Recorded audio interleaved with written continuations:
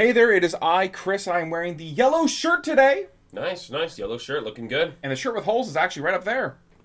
Hi, shirt with holes. Hi. I'm with this guy. Hey, it's me, Curtis, a.k.a. King Lynch Beers, a.k.a. Whoa, baby! Built fucking different! A.k.a. Chubby Rain in the flesh. Today, we are hyped, because today we are doing something new.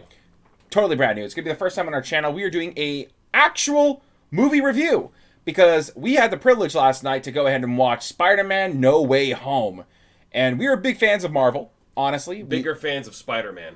Bigger fans of Spider-Man, even. We Yes. love them all. We grew up with Toby. And then we had Andrew through high school. And then we ended up with Tom now. And I gotta say, we're going to do a spoiler-free review first. It's a fucking good movie. It's a very good movie. If you love Spider-Man, if you have been keeping up to date with the Marvel Cinematic Universe, it's a movie that you have to see. It sets up a lot of cool and interesting things for the future. It's a love letter to Spider-Man fans. Like, honestly, it's just so amazing. Like, the amount of callbacks and stuff is just impressive. But, like, I'm even going to say here, it's probably my favorite Spider-Man movie. Like, I think... Favorite Spider-Man movie and best Marvel movie yet. Yeah. 100%. Pretty much. Like, I like Spider-Verse, but it's different because I feel like I went on a journey with Tom Holland's Peter Parker. I've learned more about the character from his beginnings in Civil War. Yeah, you get to see him develop a lot. Yeah, we've seen him develop a lot, and in this movie, he basically becomes a man. Yeah. Essentially. Like, you get to watch a boy become a man. It's very good. It's crazy. So I think that's why I give it the edge over Spider-Verse, because I don't really get to learn a lot about Miles. I kind of just get introduced to him, so I don't see him grow or anything. He grows a bit, but yeah, it's not the same thing. It's not the same thing. He has his development, but, like... He needs more. Yeah, it needs more to bring that. There's just so much depth in this movie for him, and it's just, oh god, I love it. So that is it for spoiler free. We're not going to get too into it. I'm just going to tell you guys, you should probably see it. Yeah, just go see the movie. If you don't, you're completely stupid beyond belief. I'm just going to be honest with you guys. And the spoilers are going to be starting soon, so quickly hit that X. Get out of here. Get out of the fucking video. Fuck off. You know, hit the X. Maybe go hit the subscribe button too. Hit the notification bell as well. Might as well do that on your way out. So when you see the movie, you can come back and see if our opinions are pretty good on this or not. Yeah, you can argue with us too. What you like, what you didn't like. We're down with that, you know? Yeah. But like he said, if you guys want to subscribe, we appreciate it. We're almost at 36K. Woohoo! We're doing it. We're doing things. Woo! Woo! We're making moves. Yeah, more money for Mugwai. Yay! Woo! More money for Mugwai. Yay. All right. With that, we are getting into the spoilers right now. Yeah, we're going to do spoilers right now because we want to hop into it quick. So, Curtis, what do you want to talk about first? How about we just talk about maybe, like, I don't have many problems with the film. There's very little problems with this movie. So I'll start off with, like, something I kind of didn't like, but it's not such a big issue. It's not a big deal. I just thought pacing. Pacing was a little weird in some places. Yeah, I think it's primarily that there was just so much that they had to show, so the pacing was a bit off here and there. Yeah. I felt like if it was 3 hours, maybe the pacing would have been better, but then it might have been just too long. Yeah, but personally, I don't think it's that big a deal, but it's something I did notice. Mm-hmm. And it's literally my only complaint of the film. But like you said, there's so much going on, there's so many characters that it makes sense that it's going to kind of, like, have this issue. Yeah. So it's like, I could let it slide. But other than that, I liked everything about the film. Yeah. So, like, I'll start off with Peter Parker, Mr. Spider-Man himself, Tom Holland. Absolutely fucking incredible. Oh, dude. Honest to God. He is. His journey throughout this film, his growth, his learning. It's like you literally see a child become a man. Yeah, well, I mean, that's the entire... Like, this movie, essentially, is all about Peter Parker becoming Spider-Man. Like, officially becoming Spider-Man. You watch the boy become a man in this movie. Because... there's huge key themes in this, and one of them is maturity. Yeah. Like, maturity and second chances. Yeah. Those are the two key themes throughout this entire movie, and they just, oh man, they hit very well. They absolutely fucking nailed it in every sense. And not only that, but they also nailed the villains. Oh yeah, they made the villains very interesting. You know, the thing is, they could have just had the villains like, here you go, all the villains, fuck it, just here they are, go find them and stuff like that. But no, they actually showed the depth that they have. You know, they're not just villains. They're just, a lot of them are misunderstood and unfortunate people. Yeah, and that's basically it. Like, specifically Sandman, which also, like, I loved how instantly when Peter meets Sandman, he helps him. They both team Sandman up. had no He was not a villain. He was really not a villain. He was a misunderstood poor guy. Like, He just went through so dude, much he shit. turned to fucking sand. He just wants to see his daughter, dude. He doesn't give a shit. Exactly, and I liked how they played that off, and his trust issues as well. Yep. That he gained. I don't know, man. I genuinely loved how they really respected them. But Willem Dafoe was basically like, he stole the show of the villains. Oh my god. His Green Goblin was fucking insane. The fucking laugh, man. As soon as you hear that laugh, you're like, oh, baby, Green Goblin's back, man. It's so good. The best thing is that they respected these villains so much. You could see that the writers cared for them. They understood them. And what the best thing about this movie is that Tom Holland's Peter Parker decides that, why kill them when I can save them? Wow. Like, I didn't expect that. I just thought, oh, he's just going to fight the bad guys, send them back, fuck off. But he's like, no, I will save them. I'm going to cure them and make sure that when I send them back, they'll have a second chance at life and they won't be these miserable villains. Mm-hmm. You know, they can become better people. Yeah, because that's what happened in the beginning. Because, like, since he was found out to be Peter Parker, like, his life went to shit, which he could deal with. But everyone around him, his friends and family's lives got ruined too. Like, but the thing is, what was interesting is that everyone, all their lives got ruined and stuff like that, and he took a lot of it. You know, he blamed himself for it. Yeah. But the thing is that he didn't need the spell. He just needed to own up and take responsibility. And just, own being Spider-Man and the public knowing. But immaturity... Because apparently, I think he was 17. He's supposed to be 17 here. He's very immature here, so he doesn't understand how to kind of, like... work around these kind of situations properly. Kind of live his life with this kind of responsibility now. You know, Iron Man was able to do it because he was a very responsible guy. Not only that, he's an adult. Yeah, he knows how to take on this responsibility, and he can make it work. Peter, on the other hand, had no idea what to do. He was overwhelmed, and he was like... I need to fucking get rid of this because it's just too much for me right now. Yeah. And that's why they do the spell. And because of that spell, what I loved about it, what made sense, is that the only people who came through the multiverse were people that knew Peter's identity. Yeah, it's so specific, and it makes it so much better. It does. I absolutely fucking love that aspect. And what's even weirder is that the people who all came back, of course, died. Yeah. They're dead. They came... Like, the last thing they saw was their own death. And then they come to this world. Very interesting. Yeah, that was incredible. I just really love that aspect to it. And, I don't know. And also the introduction, of course, you had to talk about of the Tobey Maguire and Andrew Garfield's Spider-Mans. Oh, my God, dude. Absolutely as soon as you see incredible. Andrew and Tobey on screen, dude, you're just like, you want to cry. Yeah, all right. It's so beautiful to see them again, and I have to also give like mad respect towards Andrew Garfield. He's been doing so many movies lately, and you can see that his acting has improved so fucking much compared to the Amazing Spider-Man. Oh my god! Wow, dude, he has so much depth, and his face holds so many emotions. Like, you don't even need this guy to say words. His face is saying it all. It's just like he portrays sadness so well. Oh my god! Yeah, Andrew was really incredible.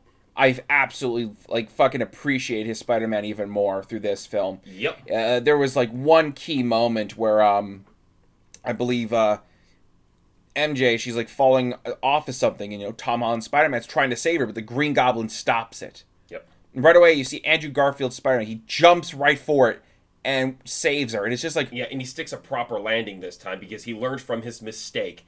It was just... And then he starts to, like, bawl his eyes out. He starts to break down and cry. It's just to give him that moment of redemption and, like, it's so much respect to the character. And that moment right there was just...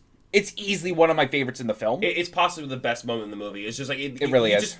If you've seen The Amazing Spider-Man, you know how much that means. Mm-hmm. You know? And I liked how he even talked about it, how... through her loss, he became so aggressive and angry when it came to fighting. Yeah, you could see that he seems more like... I don't know, he seems like when he... He seems like he's really kind, he's nice, he seems very lighthearted, but, like, deep down... Now he's more rough and gruff. Like, when he's Spider-Man, probably in his own world, he's kicking more than just ass, man. He's going all out. And not just that, but Tobey, what makes Tobey's Spider-Man so great is that you can see the maturity in Tobey's Spider-Man. He's very calm. Every time they're fighting and stuff, he's very calm. He looks comfortable. Yeah, he's comfortable to be Spider-Man now. You see that, like, the age has done him well. He's become very used to the job and whatnot, and just being Spider-Man. That he knows what to do and how to handle situations. Even his emotions and that. That's why he seems like he's more under control, because he is. Yeah. He's found his balance between his life.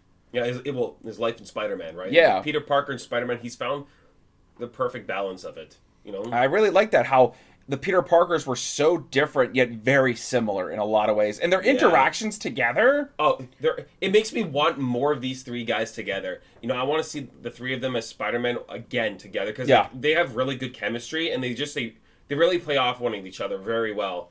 You know, you could really feel it. But there was a couple of callbacks I realized as well that I thought were really great. Well, like Norman, when Thomas Spider-Man, he's like figuring out like how he could cure things and stuff, and then he says, he's like, well, I'm kind of a scientist myself. Oh, yeah. You know, I'm something of a scientist myself. Like a reference to the first movie that became like kind of a meme. Yeah. And like even with what was it? Even Tobey's Spider-Man, he's like the whole back issue. Remember when he like hurt his back in the second film? Oh my god, it's a throwback to that. Like he kind of fucked up his back.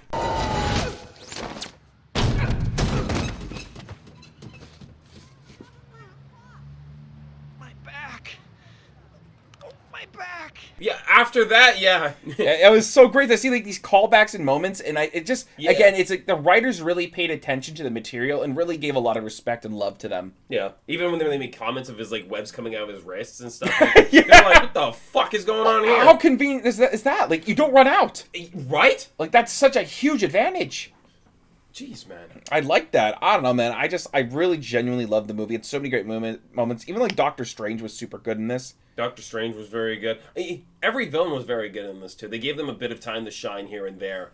You know, you really get to understand the characters more and why they became the way they were. Mm-hmm. And I like it, as you said, that Peter essentially went ahead and saved them. He tried to cure them all, but after Aunt May, of course. Oh my god, I almost forgot. But yeah. Aunt May's death was so surprising. It was actually surprising because, like, you know, the Green Goblin, the fucking glider hits her, and I was like, oh, she's dead. And it's like, oh, she's not. And then she gives the famous quote, with great power comes great responsibility. Remember, with great power comes great responsibility. Right? Mm-hmm. And right there, you're just like, wow, they finally fucking did it. I didn't think they were going to do it, and they did it. But then she kind of, like, she dies.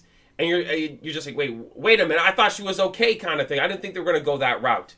Mm-hmm. And they did. And I kind of like how it's like, it's almost as if it's destiny that every Spider-Man becomes Spider-Man after they hear those lines. Like, that's the most pivotal moment in their life. They lose someone incredibly important to them, and then that line right there is what sets them up to truly become who they're supposed to be. Yes, and that's essentially, like, even throughout the whole film, like, the action scenes are 10 out of 10. Like, it's just fucking incredible, especially them fighting together against the villains and stuff. Oh my god, when the six of them collide there at the end on the Statue of Liberty. When the six of them collide, you know, you see 3 Spider-Men against Sandman, Electro, and fucking Lizard Man, dude. That collide right there, you're just like, oh my god, I've been waiting for this moment my entire life. It was beautiful. I truly was just like blown away, man. All the action scenes, even like Spider-Man versus Doctor Strange was so interesting and cool. A huge mindfuck too, just so much going around. Like when he takes him into the mirror dimension and all the fuckery. And I love the part when he knocks him out of his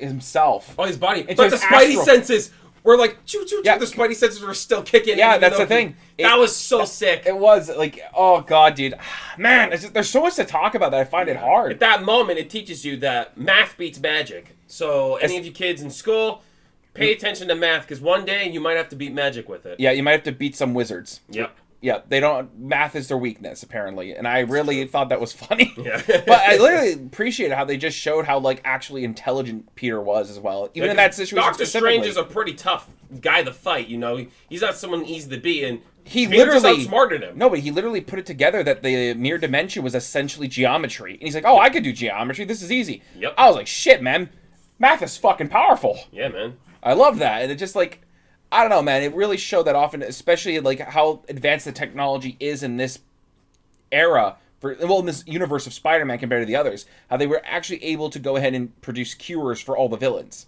Yeah, well, not just that, but even like Tobey was able to produce a cure for the Green Goblin because he was like, it's been many years. I thought about it and I figured something out, kind of deal. You know, it just shows you like how long this thing was been lingering on him, how he could have saved him for all of them, actually. Yeah, and he already had a cure prepped essentially because. Probably haunts them to this day. Yeah. You know, I could say the same for all of them. Like, they've realized, like, you know, if I could have done it different. Yeah, you know, like, Tom Holland's Spider-Man, he has the right idea. This is how Spider-Man should be. He's not about killing the villains. He's about saving people. Yeah. You know, and I like how he learned from Aunt May that, you know, everyone deserves a second chance. Yeah. No matter who they are. And that's it. And I like the ending fight between him and Green Goblin, and like he gave into that rage so hard, just beating the shit out of him. You know, it's very easy to give into rage, especially when, you know, someone kills someone very important to you, dude. Yeah, and then Toby just stops him. And I think that was like a great moment to show like the difference, you know, maturity and stuff. Because Toby's been there. Yep. And, you know, I don't know, man. I genuinely love that moment. Again, this entire movie feels like everything that Spider-Man's been through, like from like the Avengers, from the other Spider-Man movie. Yeah. All of these, like all this is accumulative to this moment. It's like the origin story to Peter Parker becoming Spider-Man, like truly becoming Spider-Man. The ending of the film, basically, Peter decides that he's going to wipe the memory of Peter Parker from everyone's mind. Yes. Even for the people that love him. Yep. And because that's going to basically stop this. Yes. Everything's going to be, the cracks in the multiverse and everything is just going to be sealed. Everything's going to be fixed by this. And he makes the mature decision to do this. And he basically becomes a nobody. Yeah. And you see him living in the shitty apartment, similar to like Tobey Maguire's Spider-Man in the beginning, and you know after he left Aunt May and stuff like that. But and he has the sewing machine now for his costume. Yeah, he's gonna be like doing his own because he's broke now. He has no connections to Stark. Nothing. So he's down at like he's finally Spider-Man in a sense. They really set up the true essence of Spider-Man. This is at the shitty apartment, taking care of his own costume. It's just so incredible how it brings it all in full circle. Like this an entire adventure and journey was an origin story for him to become Spider-Man. It was just fucking incredible. It blew my mind, that ending. I absolutely loved it, that we finally have gotten him to become who he's meant to be. Yeah, and he's finally matured. Like he's able to handle the responsibility of being Spider-Man now. Because I love that even though he saw his, MJ and Ned again, he was going to talk to them, he wanted to get to know them again, but he right away realized, after seeing she had like a bandage on her, like she got hurt, He knew that he doesn't want to, bring them into that lifestyle again. So he made the hard decision, he let it go. Yeah, and I get it. He let them go. He wants them to live their own life. He wants to meet them more naturally, most likely. Maybe they go to the same school or whatnot. Something like that. But who knows? But it's like right now he knows that it's not right because he doesn't want to put them in danger. But it's just like, it's that mature decision to do the right thing, even though deep down you really don't fucking want to, but you have to, kind of thing. I appreciate that a lot. It's just like, it's basically just seeing him truly become a man. Yeah. And getting the responsibility for his powers and what he has to do. I love that so much in the way that story was told. Yep. It was so great. It was very good. And there's another moment I really liked with when he goes and sees Aunt May's grave with Happy appears. Right? It was just that line where Happy said that, sometimes you wonder, like, if they die, do you think they're everything they believed in goes with them, kind of thing. And then, Peter says that, it doesn't. It's going to live on in the people they helped. They're going to keep it going. It was just like, I thought that was extremely well said. It was very well worded, and it sounded great. It did. It really did. I just... Peter has a lot of responsibility on him now. He has to live on and keep the beliefs alive of Aunt May and Tony Stark. It's not even just that, but it's also the fact that all the journeys that he had with all the people, even like with Nick Fury, everything, all these connections, they're gone. He's lost everything and everyone. Looks like nobody he's knows. Trying to become an Avenger again. It's just gone, and it's just like it's not going to happen. He's lost absolutely everything he had, and he's just like he's on his own now. Yeah, and so that's like back to square one. But it's different because he's genuinely on his own. There's no Aunt May. There's nobody. He's on his own, but he has all the experience in his life. He's lost everything. All his parental figures are gone, like Tony. Yeah, May. I think that's the hard part too. Like he's literally on his own. Like it's a lonely life he's going forwards with. But I'm really excited for the future of Spider-Man if they decide to continue. And I believe they said they will. They have to. Okay, so we're gonna talk about the end credits. Because, when the credits end, there's always a little bit in there. They showed off Venom. Very funny, by the way. I've not seen the Venom movie, sadly. Now I want to, because I thought it was just a really funny scene. And when Venom goes back to his world or whatnot. Yeah, his universe. You see like a little bit of the symbiote is left behind. And it's just like, oh, shit. They're setting up Venom. They're going to set up Venom in Tom Holland's... universe. And it's just like, I don't know how they're going to incorporate it, but it's going to be fucking fantastic for them to explore that story. And then you go a little further and you get to see the Doctor Strange trailer. Oh, I don't care what anybody says. That was a full-blown fucking trailer. Marvel's never done that before. And dude, we got Shuma Garath. Like, why the Shuma Garath is there? What the fuck is going on? I'm very do the multiverse of madness or whatever it's called. I can't remember. It looks so good. It looks so fucking good. Holy shit! Like, if you didn't wait long enough to see it, truly do stay for the end credit scenes. They're great. That I couldn't believe how much they showed off the Doctor Strange film, but I'm so excited to see it. Oh my god. Dude, it was like, it's not a teaser, it's just a literal trailer. Like, it's incredible how much they give you at the end. It's like, honestly, it's the best end credit scene I've ever seen. Just because you're given so much hype for the next movie. I can't wait for that. Oh my god. And you know what the sad thing is like, I realize that this review has gone on for a very long time, and it's just like, I'm thinking to myself, I still have more to say. There's still so many great moments that I want to talk about, but it's just like, at the end of the day, the movie's fucking fantastic. Like, it's a literal 10 out of 10. Even with the pacing issues, I could easily ignore it and say fuck it and just give the movie a solid 10 out of 10. Best Marvel movie yet. Best Spider-Man movie yet. 100%. I could not agree more. Marvel's bang, like, dude, they're really learning. With every movie, they're getting better and they're learning, except Eternals. And everything else is just like, I love seeing the quality get better and better. Yeah. Like, I'll probably watch Eternals when it's on Disney+. Like, I'll give it a shot. But I saw the trailer and I already knew this is not going to work. That's the thing. Like, when you look at a trailer of a movie, you can tell if it's going to be good or bad for the trailer alone. And Eternals looked boring. No, it's mainly because, like, think of it from this example, right? Yeah. No Way Home had so many characters, but here's the difference. Many movies to establish these characters have already been established. We know their goals. We know who they are. We know what they're capable of, what they do, and etc. We understand who they are. Yep. So throwing them together felt okay. Makes sense. We already know these characters. Yeah. But with Eternals, they introduced so many fucking characters that nobody knows about. We have no connections to them. We have no, understanding of it. Here's the thing. So you could also use the argument of Guardians of the Galaxy. Because Guardians of the Galaxy has multiple characters. Yeah, but it's only 4 main ones. That's the thing. I think Eternals had more than 4. Did they? Yeah. But even so, you got quite a big cast there, you know? And I think it's just... I think it's the writer and the director's fault, in a sense. You have to introduce these characters in a much better way. Because I feel like when you look at Guardians of the Galaxy, I think that's the best way to introduce a cast of just, like, unknown characters. I don't think a lot of people knew Guardians of the Galaxy, except if you were, like, huge fans of Marvel. But, I mean, a lot of people didn't know who the fuck these guys were. No. Fell in love with them because they have so many vibrant and great personalities just kind of mixed together. And I don't know about Eternals. I mean, it's hard to even... talk shit about Eternals because I haven't seen the movie, so maybe I'm being a little unfair. But yeah, I'll watch it, then I'll judge it. Maybe I'll do another review or something. I don't know. Yeah. But this is something new. I hope you guys might have liked it. I think we're gonna end it off here. I think it's way too long now. We're gonna end it here. But if you guys want to see more of this kind of stuff, because we're gonna be honest with you, we're not gonna wait for every movie to come to demand or whatnot and react to it and put it up on the channel. No. We're not gonna do that. There's some movies that I can't wait. Spider-Man. No. I'm not gonna fucking wait. There's no way in hell. There's no way. This movie I had to see. I'm not waiting to do a reaction on the channel. No. So the best we could do is give you a review. And if you want more of this kind of stuff, there are going to be more movies throughout the year that are going to come to theaters. We're going to go see them. If you want us to give you the reviews of the movies we see in theaters, like the video, show some love to it. Let us know in the comments. Tell us if this is something you want to see more of. And we're going to listen and be like, okay, we'll do more of this. If it doesn't do well, we're not going to do more of it. We're going to enjoy movies on our own time then. We're going to enjoy something for ourselves. This is just trying something new, see if it works. If it works, awesome. If it doesn't, well, life goes on. Yep. On that note, I think we're going to peace on out, kind of like... Aunt May.